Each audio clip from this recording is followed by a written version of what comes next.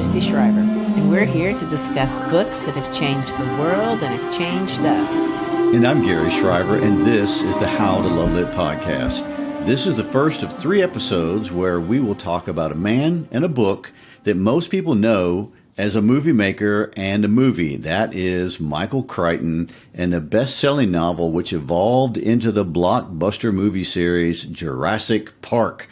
In this first episode, we will discuss the author's life, some of the major themes and motifs that we can follow as we read the book, as well as the first and second sections of the book titled The First Iteration. And the book, by the way, is organized by something that he calls iterations, and there are 7 of them. There is, of course, a reason for this, which we'll talk about, but just by the way of organization, we'll discuss the specifics of the 2nd through the 5th iterations in the 2nd episode, and a final 2 in the final episode where we conclude the book and look at the themes as a whole. What makes both the book and the movie fun is not only the story itself, which is a thrilling cat and mouse game where the humans are the mice, and we get chased around like Tom and Jerry. But in Jurassic Park, we get to visualize science that's really hard to conceptualize, but it's really interesting. I mean, anyone who's gone into a museum where they have replicated dinosaurs' bones know how inspiring they are, but it's just a world we can't even imagine. Right, and this is the setting which Crichton wants to have a conversation with his readers. A political conversation, a social conversation, a moral conversation. I mean, he's interested in this crossroads where science intersects our humanity. And these ideas become obvious in the book where they're not as obvious in the movie. The book, by the way, was successful from the get-go. It sold around 9 million copies when it came out, which is really good. But after Spielberg got a hold of the story and made the movie 3 years later, the book has been dwarfed by the success of the movie. The movie in 1993 grossed over $1 billion and generated, among other things, endless other things, 6 sequels, although none of them, I don't think, really became as popular as the iconic original. Christy, I think most of us have seen the movie, or at least one of them, but what we might not know is that the book, although as a techno-thriller and action-packed as the movie is, it asks serious questions. I was surprised from the beginning at how much more serious it was, and it very quickly questions science and ethics and the human experience. I mean, from the introduction onward, he focuses our attention on the intersection between science and business and science and power, or really nature as its own power. Something else that might surprise some people is to know that the author of Jurassic Park, Michael Crichton, was not trained as a writer, but trained as a medical doctor, and is famous for more than Jurassic Park. I mean, he would have been successful and famous even if there had been no Jurassic Park. I don't know if you remember, but he's not the first medical doctor turned writer that we've discussed on the podcast. I mean, there's Anton Chekhov, the Russian short story writer. There's John Keats. I mean, he was trained in the medical field, although technically Keats was a surgeon apothecary, and he actually didn't do any doctoring. But, these two professions, medicine and writing, don't seem like they would go together, but apparently they do. I mean, the most famous doctor turned writer is Sir Arthur Conan Doyle, the creator of Sherlock Holmes, but, I digress. Crichton was incredibly versatile in his accomplishments. He was a physician, but he was a teacher, a film director, a screenwriter for the hit American television series ER, as well as the novelist that we think of, and the 28 novels that he wrote have sold over 200 million copies beyond being adapted into dozens of movies. I mean, it's almost hard to believe. It is just incredible. It's an incredible resume and incredible legacy for a man who is relatively contemporary. I mean, he was born October 23rd in 1942, and he died of laryngeal cancer on November 4th, 2008, at the really young age of 66. And so if he were still alive today, he'd be in his early 80s. And Robert Sims wrote this about him in the Dictionary of Literary Biography Yearbook 1981. He said this: his importance lies in his capacity to tell stories related to that frontier where science and fiction meet. Crichton's best novels demonstrate that for the immediate future, at least, technological innovations offer the same possibilities and limitations as their human creators. And I kind of think that applies to his TV shows as well. People like to show ER because it also touches on a lot of political and social themes in complex ways, not just propagandistic cliches of popular political trends like we're so familiar with in a lot of TV shows and movies today. Well, maybe the thematic reason is one reason, but then there's also George Clooney. Well, no doubt.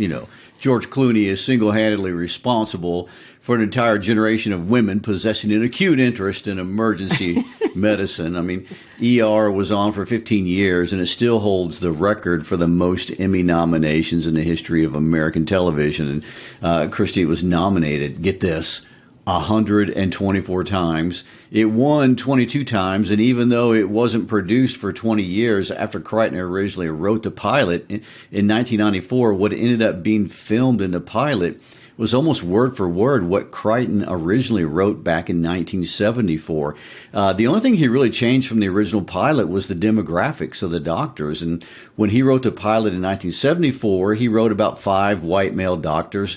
But when it aired, he had changed the gender of one of the doctors to a woman, Dr. Lewis. And of course, Dr. Benton is an African American, and an interesting and perhaps positive commentary on the social evolution of the U.S. entertainment industry. And for those who haven't seen the reruns or didn't watch TV in the 90s, I don't know who that would be, ER came on after Friends and Seinfeld on NBC for an iconic Thursday night lineup that people still talk about today. I'm not sure there's been anything quite like it since. No, I mean, there can't be. I mean, we've changed the way we watch TV. Today, we don't watch it on Thursday nights. We binge watch. That's true.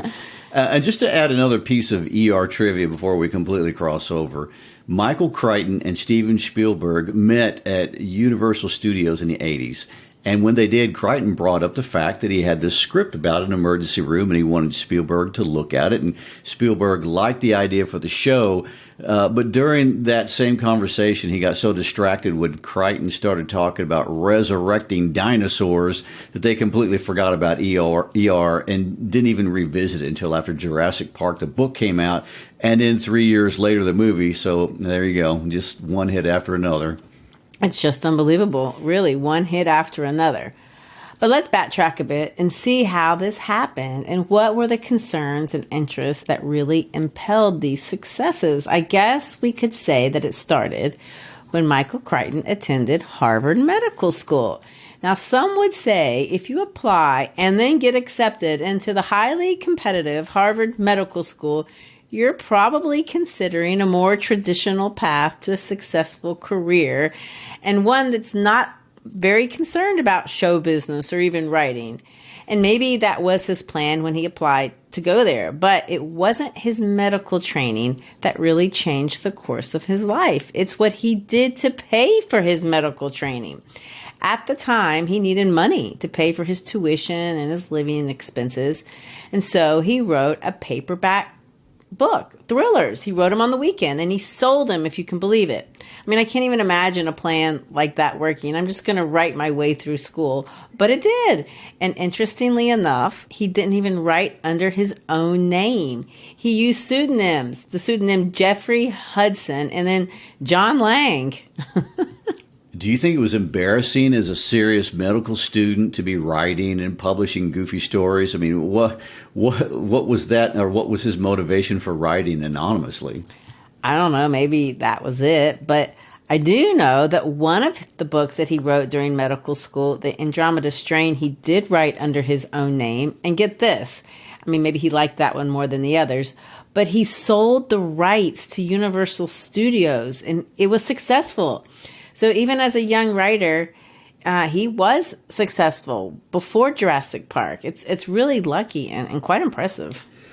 One thing I found interesting about Michael Crichton is that he was always vocal about his politics, and he wasn't shy about bucking popular mainstream thinking. And I'll give you a good example. He got a lot of attention for questioning the science behind human activities, including global warming. It wasn't necessarily the science itself. For him, the science wasn't the issue almost ever. He questioned all the financial incentives behind those producing science, and the fact that money was contaminating the science. And when he saw the evidence of this, then he called into question the science, and he did so publicly in journals and magazines and in his speeches and his novels. And so he did not live free of public controversy. Well, I don't think he lived free of private controversy either. I mean, I don't know too many details about his personal life, but he was married 5 times, divorced 4. His only child was a daughter that he shared with his 4th wife, Anne Marie Martin, who was an actress and a screenwriter. She was successful in her own right all the way up to the 2000s when she retired. So let's get back to Crichton as the writer of Jurassic Park. I mean, he falls into that group of writers who question the limits of science, and there are a lot of those. And he's often compared to Mary Shelley, and that makes sense. I mean, he creates dinosaurs in a lab as Shelley created people in a lab, but he goes beyond Shelley. Where he and Shelley agree in pointing out the danger inherent of the scientific process for its own sake as humans.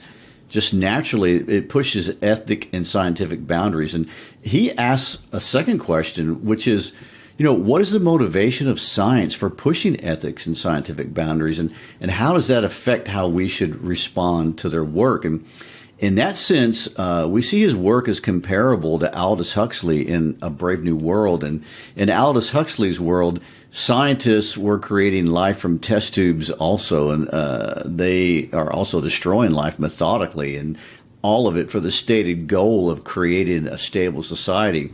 Huxley's Brave New World is driven by an ideology, and for Crichton and Jurassic Park, ideology isn't the risk, although I'm sure he would agree that it's always an issue. And he questions the science because he questions the processes themselves that are unchecked. He questions the morality and the motives of the science makers, but not because scientists are evil or tyrannical, although I'm sure that there are those that are out there and, mad scientists.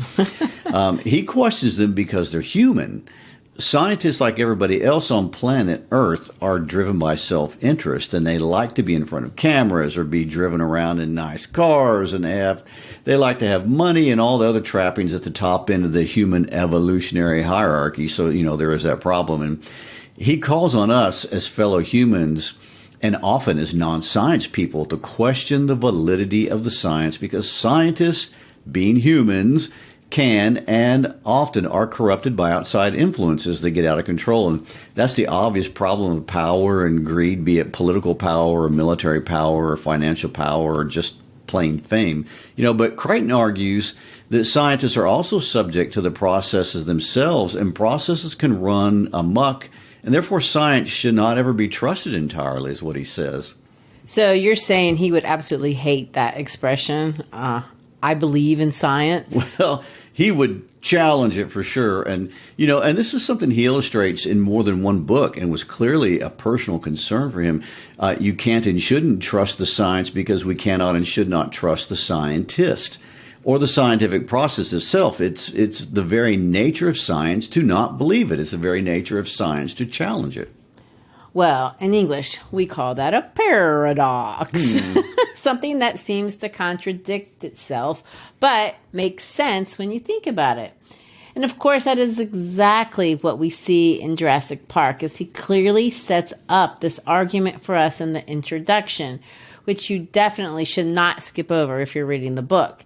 Gary, let's read the first sentence of this introduction, because Crichton, like most every other great writer, gives his theme away in the first sentence he writes. The late 20th century has witnessed a scientific gold rush of astonishing proportions, the headlong and furious haste to commercialize genetic engineering. So the fairly obvious subtext is found in the metaphor, scientific gold rush, We discussed a few of the abuses of the California gold rush, and we talked about Jack London's short story, To Build a Fire. But what is the picture, Gary, that Crichton is wanting to draw by comparing genetic engineering to the California gold rush? What happened in the gold rush that could possibly create a parallel to genetic engineering? Well, it's a great parallel. The California gold rush begins in 1848 when a man named James Marshall found gold at Sutter's Mill in Coloma, California. And after word got out, over 300,000 people rushed to find more gold. And everyone or anyone could get rich if they could only find the gold. And so the race was on. And, a lot can go wrong in these sorts of races, and a lot did go wrong in the American West. And also, most of the time when we have these kinds of rushes, and there have been several over the years, really only a tiny, small percentage of people will actually get rich. In the case of the 48 gold rush, that's exactly what happened. And Sutter himself went bankrupt and his property was overrun by greedy prospectors. But that's just the beginning. The gold rush wreaked havoc. A literal genocide on native populations, which was the largest devastation there in that area, but it was not the only one. There was extreme environmental harm. There was general lawlessness, no regard for property rights. Prospectors were ruthless and accidents were pervasive. And the metaphor here implies things getting out of hand primarily by haste and greed. And the reason this stands out is that he is making a claim here about genetic engineering, and it's about haste and greed in the science community, a community which traditionally has prided itself for centuries as being above greed. This metaphor in itself implies the scientific community is not above haste and greed. And science, and in this book specifically, genetic engineering, is a race. Like any other, it's a race to monetize science. And just like the gold rush, it can be ruthless and cutthroat and is capable of wreaking havoc on unsuspecting and undeserving populations, maybe large populations. Crichton is making a huge accusation, really. And that's just the first sentence. I know, it's the first sentence. The entire introduction expands on this broad claim. And really, although it's kind of pitched as fiction, it's an essay, and it's organized with traditional claims and data and warrants, and it uses the language of rhetoric. In his body paragraphs, he compares and contrasts the biotechnology revolution to past scientific revolutions, and he addresses why this one is more dangerous than previous ones. He gives reasons, and then he supports them. The first reason he gives is that in the biotech industry, there are, large numbers of companies that are competing or rushing to become rich in the scientific gold rush. He's going to claim that, but then he's going to give evidence to support it. His evidence obviously is dated because he's using facts and figures from when the book came out, which was 1990. But nevertheless, in the introduction, he claims, and this is in 1990, there are 2,000 biotech companies in the U.S. spending $5 billion a year. Now, that sounds like a lot of money being made to me. But Gary, what is that number now? Because we have the privilege of looking back at what he claimed years ago. And his claim backed by fact, or is it now fiction? Has that number gone up or down since Crichton first became concerned with this issue of money and its connection to science? Well, a quick Google search will tell you that in 2024, there are now over 12,000 biotech companies, which is a huge increase just from 2023. But what is even more astounding is that the market value is enormous and expected to grow to a whopping $4.25 trillion over the next few years. So, yes, there is a lot of money being made in this industry and a lot more money to be made in the foreseeable future. And Crichton was not wrong at all. And the numbers reveal that the connection between science and money has gotten bigger, not smaller, since 1990. And let me add, I just Googled biotech companies, not pharmaceutical companies, not aerospace companies, or any other applied science of which genetic engineering is just a small fraction. There are 10 branches of applied science, so do the math on that for the money. Well, I couldn't possibly do I know. math on that. I mean, I have no degree in mathematics, which I know is itself an applied science. But secondly, Crichton claims that a lot of biotechnology is what he calls thoughtless or frivolous. What he means by that is since a lot of the science is monetized, we're now doing science just to create things to sell and not necessarily in the interest of broadening our understanding of the human experience or anything, philosophical like that. He gives us examples of spending time and money on developing things like square trees or injectable scents. Gary, is this a trend that has only increased, and is there data suggest that this is dangerous in any way? Well, some of that is in the eye of the beholder, right? I mean, there are a lot of biotech companies that are doing things that sound funny. I mean, for example, Holly Gans is a company that analyzes pet poop. But that isn't to say commercial pursuits aren't worthwhile. I mean, somebody is out there creating sunscreen to sell, but that doesn't mean it's not stopping cancer. I mean, I bring that example up because right now there's a lot of new conflicting views currently even about sunscreen. And this is not Crichton's strongest claim, which is why I guess it's the second one. I mean, his third and fourth ones are much stronger, and he spends more time developing those. True. I mean, his third claim is that biotech work is uncontrolled. I mean, it's literally like the wild, wild west. No one knows what anyone else is doing. But really, that wouldn't be a big deal if it weren't for his fourth, and probably I consider his most alarming and best supported claim. He claims that scientists have figured out how they can become rich, and they've decided they want to become rich. And so they can be tempted to do things in labs that can be dangerous, extremely dangerous, not just to themselves, but for the world. And of course, no one who lived through COVID-19 and the monetization that came with that would dare claim that that's not a risk that can happen. I think the crisis, no matter what happened with COVID-19, brought awareness and put a spotlight for everyone on processes and labs and the possibility that they can go amok, either by design or by accident. Well, here are Crichton's words from his introduction written in 1990. The commercialization of molecular biology is the most stunning ethical event in the history of science, and it has happened with astonishing speed. For 400 years since Galileo, science has always proceeded as a free and open inquiry into the workings of nature. Scientists have ignored national boundaries, holding themselves above the transitory concerns of politics and even wars. Scientists have always rebelled against secrecy in research and have even frowned on the idea of patenting their discoveries, seen themselves as working to the benefit of all mankind. And for many generations, the discoveries of scientists did indeed have a peculiarly selfless quality. But of course, after he says that, he goes on to describe the history and evolution of biotechnology, finally arriving at the claim where he asserts that today, most working biologists, molecular biologists at least, are on someone's commercial payroll, either as a stockholder, as a consultant, or on an advisory board, and that very few research institutions are without commercial affiliations. Well, and if you follow this line of thinking, the way we are pursuing science today puts all scientists in a position of being in a conflict of interest with science itself, according to Crichton. Exactly. I mean, science isn't supposed to be invested financially or otherwise with any particular outcome. I mean, science is defined as the systematic study of the structure and behavior of the natural world through observation, experimentation, and the testing of theories against the evidence obtained.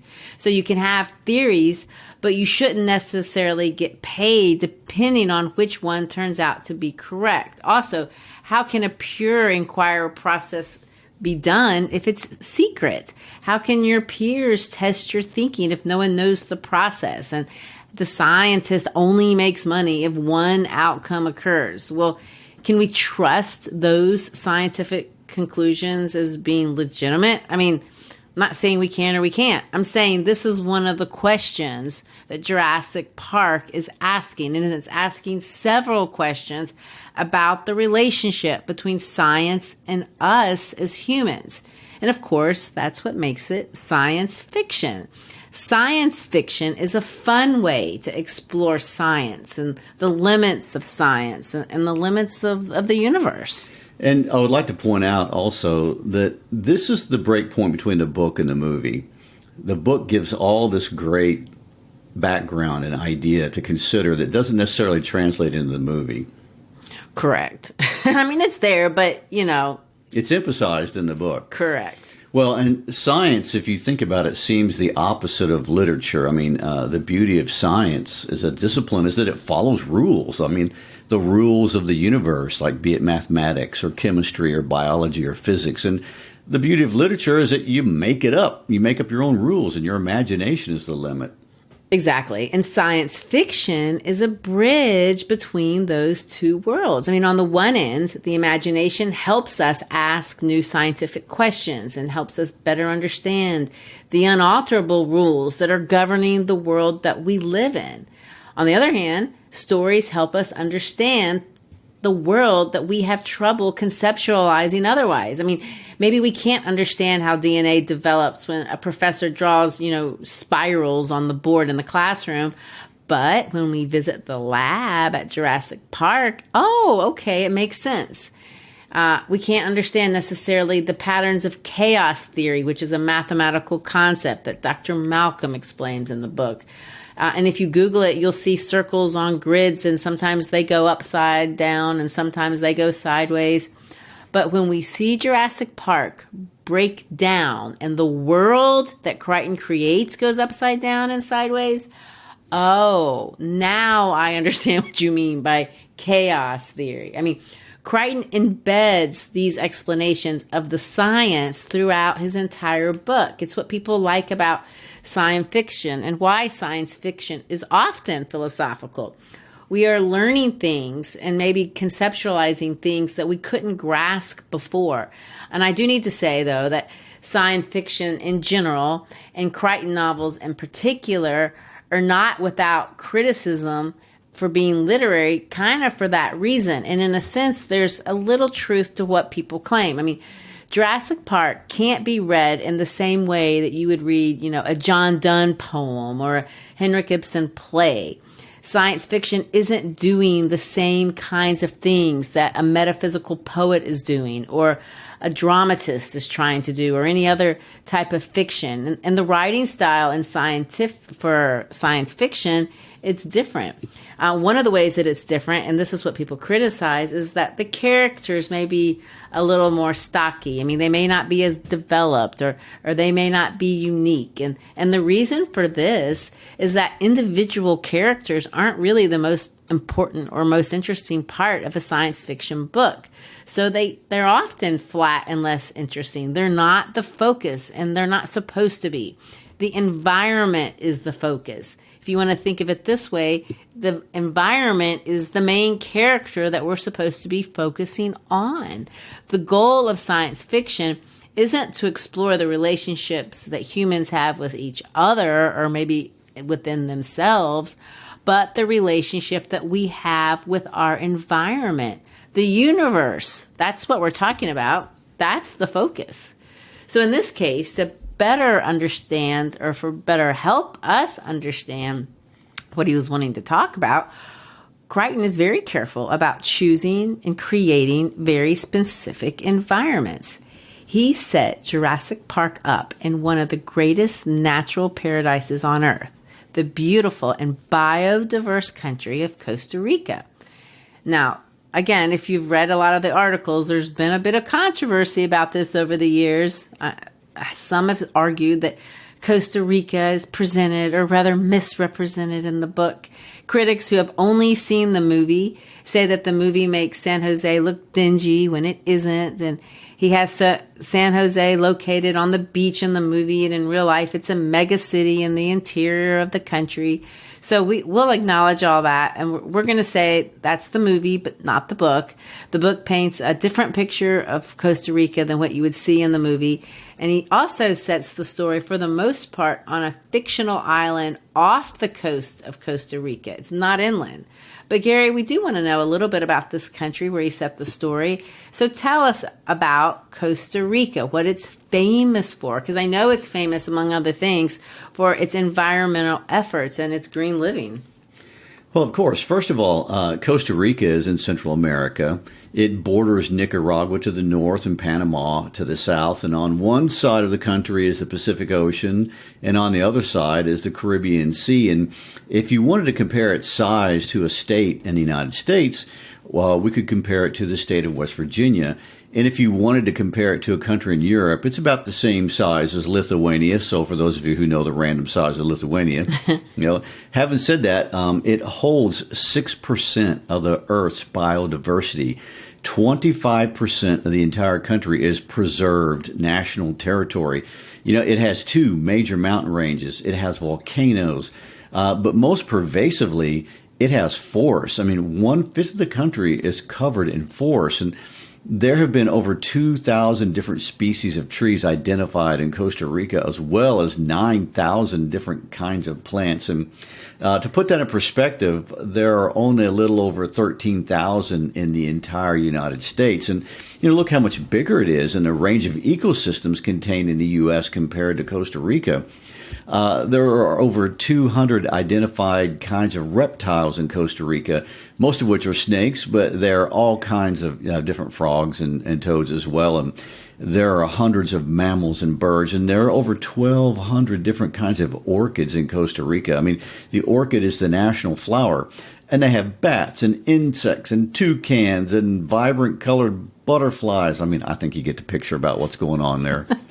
So if that's a description of the real Costa Rica, let's see how Crichton creates this fictional island right off the coast through the description given by one of the characters, Bob Morris, at the beginning of the story.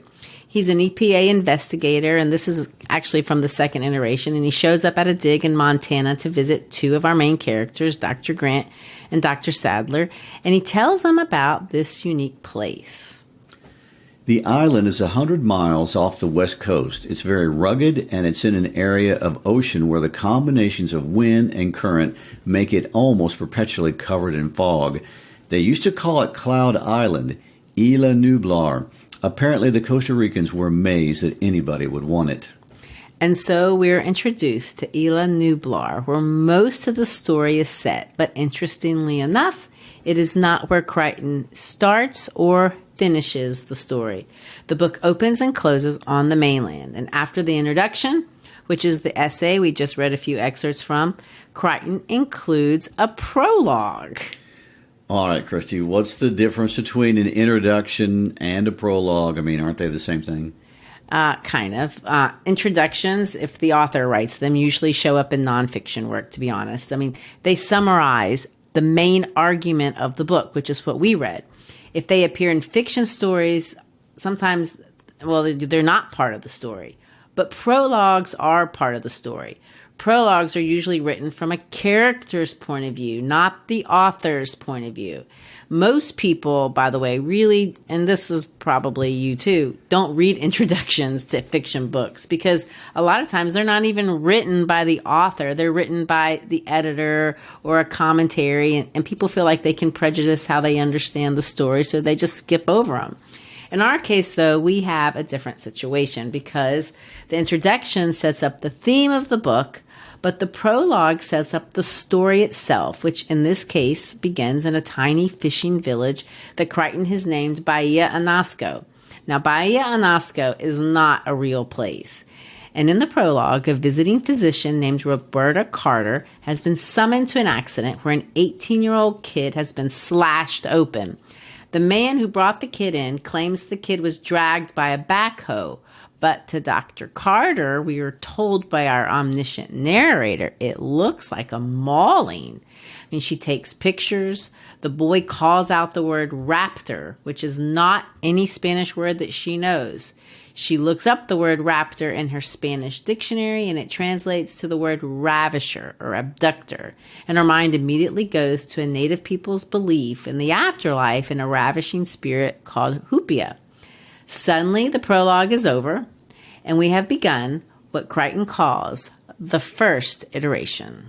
The first iteration has a completely different setting, but still in Costa Rica. The Cabo Blanco Biological Reserve, situated on 7,586 acres of lush rainforest, sunny beaches, and mangroves on the coast of western Costa Rica. Now, this location is not a fictional place. It's a real one and appears in every tour guide of Costa Rica.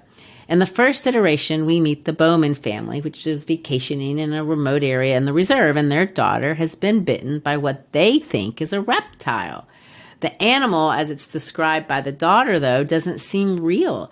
It's called a lizard, but she describes many features of a three-toed bird. The presumed lizard has attacked the daughter. An expert has tentatively identified what kind of lizard perpetrated the attack, but he's not quite satisfied with assessments, so he goes out and finds one that a monkey's mauled. He sends the carcass to Columbia University for identification, and once arriving at the lab, the word dinosaur is finally introduced to the story. I want to point out that this blending of fact and fiction can be confusing to the reader. Some of the settings are false, some of them are real.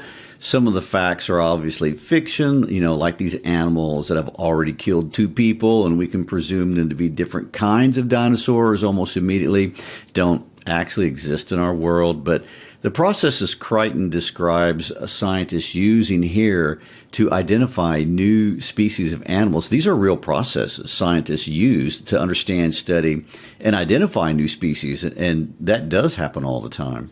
Yeah, and that was something that I did learn when I was prepping for this series. I didn't know that so many species on planet Earth are still unidentified. I mean, it seems that well over 80% of land animals and 90% of water animals have not been studied sufficiently by scientists, and new species are being discovered every single year. That's exactly right. And according to the Natural Museum of London, 815 new species were discovered just in 2023.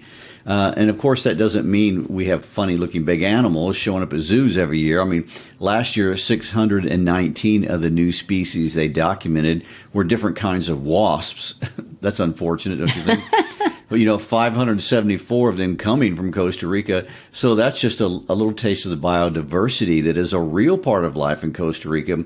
But it's also a little taste and look into how much of the natural world we have yet to uncover. I mean, I want to add something else that is very real in this book about Costa Rica, and that is how Crichton describes the Costa Rican medical care system. And according to both the United Nations and the World Health Organization, Costa Rica has one of the best healthcare systems in the entire world. I mean, in 2023, it ranked 30th, 2 places higher than Canada, 4 places higher than the UK, and, way higher than the US, which is ranked 69th. Well, and this is one thing that's fun about reading the book. I mean, there are parts that are obviously fiction, like the raptor eating a baby, but there are other parts that we can tell are scientific and geographic facts. Interestingly enough, President Rodrigo Carazo, former president of Costa Rica, tells a story about Crichton visiting Costa Rica, where he had the opportunity to experience the Costa Rican healthcare system firsthand. So according to the story that the president tells, Crichton vacationed in Costa Rica, and on their trip, they wanted to visit the Monteverde Cloud Forest Reserve, which, by the way, a cloud forest is where clouds intersect with mountains, another detail that we see included in the fictional island of Isla Nublar. But anyway, while on vacation there, Crichton's daughter, who was a baby at the time, was stung by something that they didn't recognize. She developed an intense allergic reaction and then a fever. They took her to a little clinic and then to a hospital where they were met by an attending doctor who they were surprised to find out had studied at Johns Hopkins, and he was able to talk to them in English. The care was excellent, and as they waited for their daughter to recover, Jurassic Park began being written. Crichton started writing the part about the description of the healthcare system and about Cabo Blanco Natural Reserve while he was there. So, that accurate and favorable description of Costa Rica's efficient healthcare is a nice tribute and a testimony to his personal experience. I mean, imagine the emotions, I can imagine anyway, that he expresses things that through the characters of the Bowmans that maybe he felt a little bit as he was watching his little child recover from something that he didn't quite know what was. I think so. Of course, in the book, people are experiencing maulings, and he only experienced an allergic reaction. Well, there is that. But it's fun to think about the Bowman family being somewhat inspired by the Crichtons. Yes, and with that inciting incident, we learn a little something about dinosaurs that Crichton will come back to over and over again. It's actually a motif in the book. Crichton explores the debate paleontologists have as to whether dinosaurs were warm-blooded and birds or cold-blooded like modern reptiles, which is something I didn't even think about before reading this book, and I really didn't even understand why it even matters. Well, for what it's worth, as of today, the consensus in the scientific community is that most dinosaurs were warm-blooded. I mean, people care about this because knowing this would tell us more about how active dinosaurs behaved. I mean, warm-blooded animals like birds and mammals take in lots of oxygen and they burn calories to maintain their body temperature and stay active. And cold-blooded animals are less energetic, they breathe less, they eat less. They're more reliant on the outside temperature to keep their bodies at the right temperature in order to function. It's a debate and something we really don't know, which is a constant reminder to us as readers that we really don't know what we're talking about when it comes to dinosaurs. I mean, not really. We're guessing. We make educated guesses on things that we observe. We can perform experiments on vestiges or traces, but we really cannot observe or experiment on dinosaurs themselves. They don't exist anymore. So there will always be uncertainty.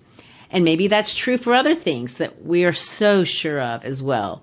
Of course, this applies to theories pertaining to the origins of nature for sure, but it actually is a principle that could apply to anything.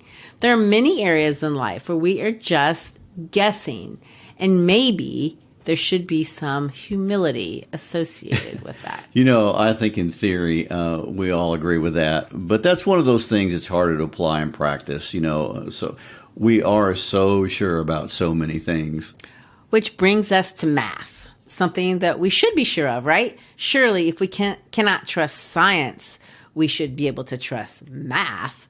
But Crichton calls that into question as well, and he supports his claim artistically. If you see the book, you can notice that Crichton has included little sketches on the title pages of each of the iterations of the book. The first sketch is on the title page of the first iteration, and onward, there's another sketch on the second and third and fourth. Every iteration has a sketch, which looks like a partial drawing of a bunch of halfway drawn boxes. The next sketch is a continuation of the previous sketch, but he's added to it. So at first, this makes no sense. It just looks like random lines. But by the time you get to the last iteration, they form a pretty coherent design. These drawings are the phases of what's known as a dragon curve, which is a fractal. And a fractal is a never-ending pattern. Fractals are infinitely complex patterns that are created by repeating a simple process over and over and over again. The dragon curve fractal, and I want to be honest with you, I'm talking math here, so this is, out of my area of expertise. I don't know math very well, but the dragon curve is a popular fractal, and it's scaled by the square root of 2 and twisted by a 40-degree angle, which, if that just sounds like math gibberish, just look at the page in the book and you can see what I'm talking about. What you're doing basically is drawing 3 sides of a square, then turning directions, drawing 3 sides of a square, turning directions, and you keep doing this over and over again. What happens is that you will create patterns that never really cross themselves, but also never meet at the end. It's cool. And then eventually, if you look at it, it creates a very fun looking pattern. The way that it arches is something that couldn't be predicted if you look at the first few lines. But as you begin to draw them, and as you see from the drawings on the page of the first iteration and then the second, Crichton is developing the fractal, and it doesn't look like anything in the beginning. You can't tell that there's a pattern at the beginning. You can't tell what he's doing. You can't really even tell that it's a mathematical pattern at all. In fact, at the beginning, it looks like he's making a mistake. Which is the metaphor he's trying to establish in the book. He's bringing in math into the whole thing. Exactly. The math always works, but sometimes the math is more complicated than you think. Perhaps the rules that are governing the math are bigger than the rules that you know. This book, as we will see more and more of in the next couple of episodes, is exploring thematically a mathematical concept called chaos theory. The drawings are illustrating the concept that is explored through the plot. It illustrates what he means out of the word. Well, he talks about it through the words of the mathematician Ian Malcolm. There's quotes, but Ian Malcolm, over the course of the story, explains what he means. So under the drawing on the first iteration, we see a quote by Malcolm, and he says this: "At the earliest drawings of the fractal curve, few clues to the underlying mathematical structure will be seen." So what we're saying is that this book is where mathematics meets real life. I mean, which is an interesting idea, since we often think of math and humanities really as polar opposite fields.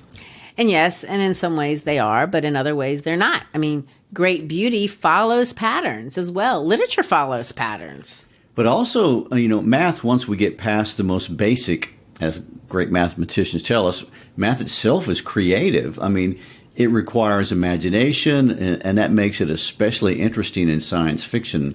Of course, H.G. Wells famously explores it in his book Time Machine all the way back to 1895, before Albert Einstein wrote anything about the theory of relativity, and literally and famously called time the fourth dimension of mathematics. And what Crichton does, kind of in a similar way, is explore how the rules of math are also the rules of life. And these rules that govern the universe are embedded in what we call the natural environment, but they're also embedded in our internal workings as human beings. They're observable sometimes, but other times they're difficult to observe. They're part of the natural laws of the universe, and we are subject to them whether we want to be or not. And it appears from the foreshadowing of the prologue and the first iteration of our story that exploring them can be fun and exciting, but it just might require a little bit of humility and trepidation. Otherwise, we'll have to find out in the next iterations. And knowing that those iterations are about dinosaurs, that's a little bit threatening. Well, there you go. That concludes our introductory episode to the novel Jurassic Park. We hope you enjoyed it as much as we did, and we hope you're as excited as we are to explore Crichton's Park in the novel as much as we enjoyed the movie experience. And don't forget, you can always find us at howtolovelitpodcast.com. We have all kind of goodies in there for teachers to use in the classroom, information on how to use podcasts. You can check out our merch, maybe get you a shirt, a mug. Thanks for being with us. We'll see you next time. Peace out.